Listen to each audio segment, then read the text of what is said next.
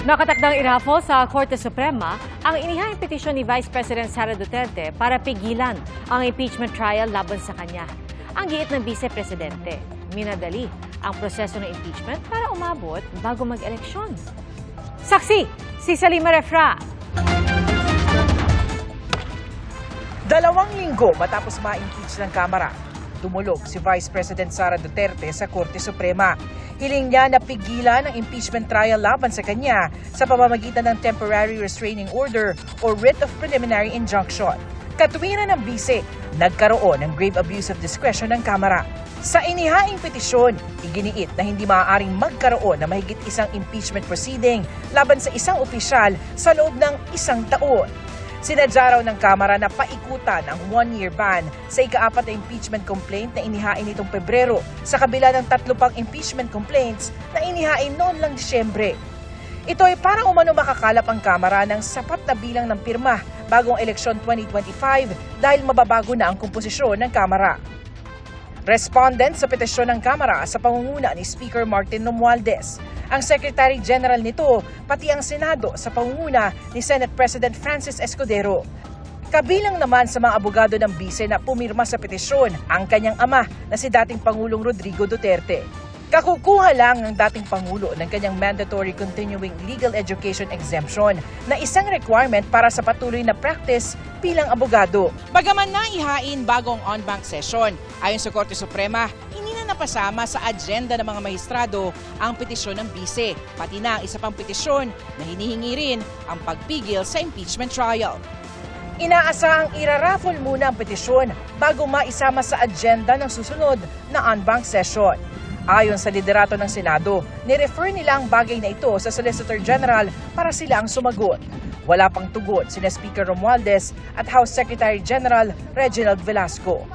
Nanindigan ng isa sa tatayong impeachment prosecutor na walang basihang maglabas ng TRO ang Korte Suprema.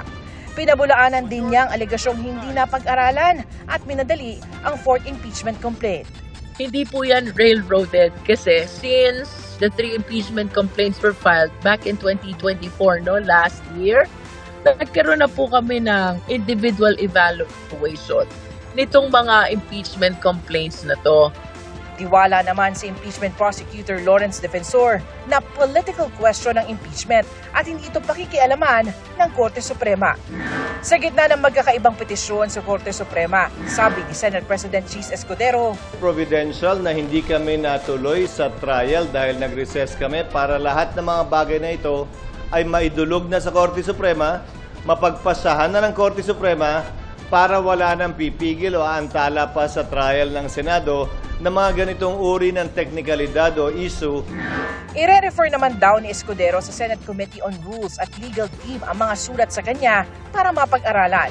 Sabi ni Escudero, nasa 40 araw ang kailangan para magsumite ng pleadings ang magkabilang kampo bago masimula ng pre-trial. Kaya hindi na raw talaga aabot sa June 30 kung kailan matatapos ang 19th Congress. Paano naman kami magta-trial ng 12? Siguradong panalo na yung nasasakdal dahil walang 2/3. Diba? So the soonest time we can convene the impeachment court for trial purposes would be once the Senate is complete with 24 members. That will happen after June 30 and once the new Senate has entered into its function. Kahit sa Hulyo pa planong simula ng impeachment trial sa bise, bumubuo na raw ng legal team at nagpapagawa na ng robe para sa senator judges. May setup na ring inilatag para sa impeachment. Tansya ng Senado, walang 1 milyong piso ang gagastusin sa impeachment trial. Pero iba pa ang lawyers' fees na hindi pa raw naisasapinan. Kukuha kasi ng mga pribadong abogado ang Senado para tumulong sa proseso. Para sa GMA Integrated News, ako si Salima Refra ng inyong saksi. Naglabas sa payag ang Secretary General ng House of Representatives na si Reginald Velasco. Anya batid nila na may 2 petisyon sa Korte Suprema na kumukwestiyon sa validity ng impeachment complaint laban kay Vice President Sara Duterte. Hihintayin daw muna nila ang kopya ng mga petisyon bago magbigay ng komento. Pero siniguro niyang nasunod ang constitutional requirements nang i-transmit nila ang articles of impeachment sa Senado.